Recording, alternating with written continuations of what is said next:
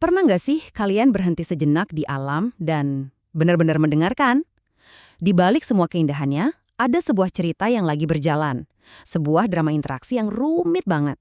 Nah, hari ini kita bakal coba pakai kacamata seorang ahli biologi lapangan dan belajar membaca lanskap di sekitar kita untuk memahami aturan-aturan tak terlihat yang mengatur semua kehidupan di dalamnya. Coba deh kita lihat lebih dekat pemandangan sabana Afrika ini. Kita bisa bayangin panas mataharinya, lihat debu yang berterbangan pas kawanan zebra lewat. Ada jerapah, pohon akasia, kelihatannya hidup banget kan? Tapi ini tuh bukan cuma sekumpulan hewan dan tumbuhan yang kebetulan ada di satu tempat, sama sekali bukan. Setiap organisme di sini adalah bagian dari sebuah sistem yang saling terhubung, sebuah kota alami yang hidup dan bernapas. Nah, ini dia pertanyaan besarnya. Sebenarnya gimana sih cara kerja kota alami ini? Di balik pemandangan yang kelihatannya damai ini, ada drama, ada persaingan, dan ada kerjasama yang terjadi terus-menerus. Yuk, dalam beberapa menit ke depan, kita coba bongkar rahasianya. Gimana sistem yang super kompleks dan terorganisir ini benar-benar berfungsi. Oke, jadi kalau ahli biologi lapangan turun ke lokasi, mereka mulai dari yang paling dasar dulu. Sebelum kita bisa ngerti interaksinya, kita harus tahu dulu apa yang kita lihat. Jadi, pertama-tama, kita harus paham dulu unit fundamental yang kita pelajari, sebuah komunitas. Jadi gini, dalam ekologi, kata komunitas itu punya arti yang spesifik. Ini bukan sekedar daftar spesies apa aja yang ada di suatu tempat, bukan. Kata kuncinya itu interaksi. Ini soal jaring-jaring hubungan antara populasi berbagai makhluk hidup yang tinggal bareng dan saling mempengaruhi satu sama lain di area yang sama. Nah, pas seorang ahli biologi sampai di lapangan, hal pertama yang mereka lakuin itu mirip banget kayak dokter yang ngecek tanda-tanda vital pasien. Mereka perlu ngukur dulu kesehatan dan keragaman komunitas yang ada di sana. Buat ngukur kesehatan ini, ada dua hal utama yang kita lihat. Pertama, kekayaan spesies. Gampangnya ini cuma ngitung ada berapa macam spesies berbeda yang kita temuin. 5, 50, atau 500. Yang kedua, kemerataan spesies. Nah, ini soal keseimbangan.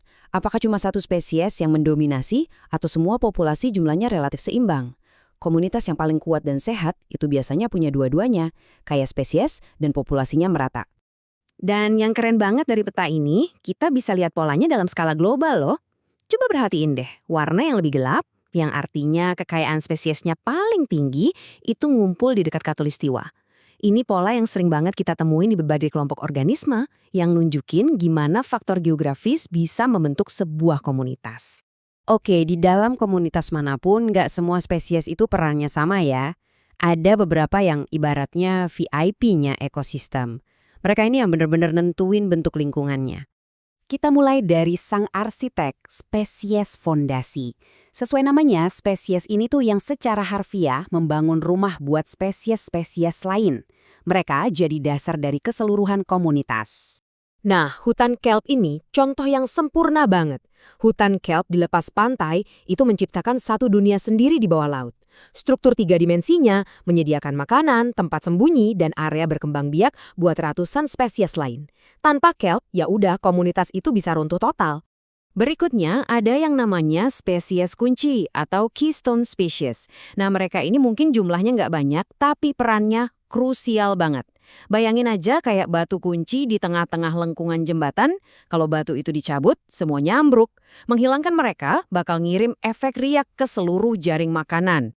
Biasanya nih, para ilmuwan ngebagi spesies kunci ini jadi 3 tipe utama. Ada predator yang tugasnya mengontrol populasi, insinyur ekosistem yang mengubah lingkungan, dan mutualis yang terlibat dalam hubungan saling menguntungkan. Contohnya gini, serigala itu predator kunci. Mereka ngontrol populasi rusa jadi tumbuhan nggak habis dimakan. Di sisi lain, ada lebah. Mereka ini mutualis kunci. Jasa penyerbukan mereka itu penting banget buat kelangsungan hidup banyak banget tanaman. Oke, kita udah kenalan sama pemain-pemain utamanya. Sekarang, yuk kita lihat gimana mereka saling berinteraksi. Setiap ekosistem itu kan kayak jejaring sosial yang rumit ya, dan kebanyakan interaksinya itu soal rebutan sumber daya yang terbatas. Nah, ini kita masuk ke salah satu aturan paling dasar di ekologi. Jadi, relung ekologis itu gampangnya peran unik satu spesies di habitatnya. Apa makanannya, di mana tinggalnya, kapan aktifnya. Aturannya begini, kalau ada 2 spesies yang mencoba ngisi relung yang persis sama, persaingan nggak bisa dihindari. Satu pasti bakal menang, dan yang satunya lagi bakal tersingkir. Nggak ada ceritanya seri. Eksperimen klasik di lab ini nunjukin aturannya dengan jelas banget. Coba lihat grafiknya deh. Waktu dua jenis protozoa ini, P. aurelia dan P. caudatum, ditumbuhkan di wadah terpisah, dua-duanya tumbuh subur. Tapi, begitu mereka disatuin di wadah yang sama, dipaksa buat rebutan makanan yang sama, hasilnya udah bisa ditebak. Si P. aurelia menang telak, dan populasi P. caudatum langsung anjlok menuju kepunahan. Nah, ini kan jadi teka-teki ya. Kalau kompetisi itu ujung-ujungnya selalu ada yang menang dan kalah, kok bisa alam kita ini isinya macam-macam banget spesiesnya? Gimana ceritanya? Ribuan spesies bisa hidup bareng di satu hutan hujan yang sama? Jawabannya ternyata ada di sebuah strategi evolusi yang cerdas banget, namanya pembagian sumber daya. Jadi, daripada gelut terus-terusan, spesies-spesies ini beradaptasi buat membagi sumber daya yang ada. Mereka jadi spesialis, yang memungkinkan banyak spesies buat pakai sumber daya yang sama, tapi dengan cara yang sedikit berbeda. Kadal-kadal anole ini contohnya keren banget. Mereka ini semua tinggal di pohon yang sama. Makanannya juga mirip-mirip, serangga. Tapi mereka pinter. Mereka nggak saingan langsung. Caranya dengan tinggal di bagian pohon yang beda-beda. Ada yang suka di pucuk yang kena matahari, ada yang lebih suka di batang bawah yang teduh. Mereka seolah-olah udah punya couplingnya masing-masing. Oke, sekarang kita geser sedikit ke perekonomian, yang jadi dasar dari semua kehidupan ini. Gimana caranya energi dan materi itu diatur dalam sebuah komunitas? Ada dua aturan main ekonomi di alam, dan ini penting banget buat dibedain. Pertama, energi itu mengalir. Energi dari matahari ditangkap tumbuhan, terus pindah ke hewan yang makan tumbuhan itu, dan di setiap langkahnya, sebagian besar hilang jadi panas. Ini perjalanan satu arah.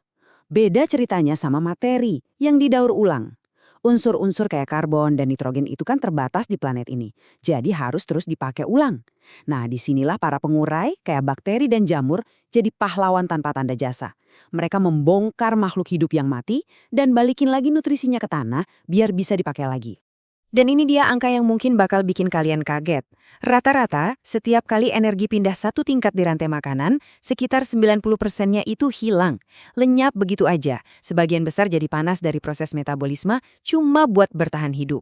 Bayangin aja, kayak ada pajak energi 90% di setiap transaksi. Nah, inilah alasan kenapa jumlah rumput itu jauh lebih banyak dari rusa, dan jumlah rusa jauh lebih banyak dari serigala. Piramida kehidupan itu makin ke atas makin kecil, karena energinya makin sedikit. Sebagai penutup, penting banget buat kita ingat kalau komunitas di alam itu nggak statis, nggak kaku. Mereka itu dinamis, terus-menerus berubah, beradaptasi sama lingkungan di sekitar mereka. Komunitas yang sehat itu punya yang namanya keseimbangan dinamis. Artinya, dia punya ketahanan atau resiliensi. Jadi, waktu ada gangguan, misalnya kebakaran, badai, atau wabah penyakit, komunitas itu punya kemampuan buat pulih, buat bangkit lagi ke kondisi stabilnya. Kemampuan buat bangkit lagi inilah yang bikin kehidupan bisa terus bertahan meski menghadapi perubahan.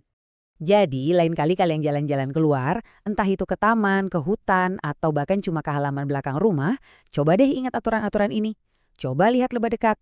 Sekarang kalian punya kacamata seorang naturalis, alat buat mulai membaca cerita-cerita tersembunyi yang ada di sekitar kalian.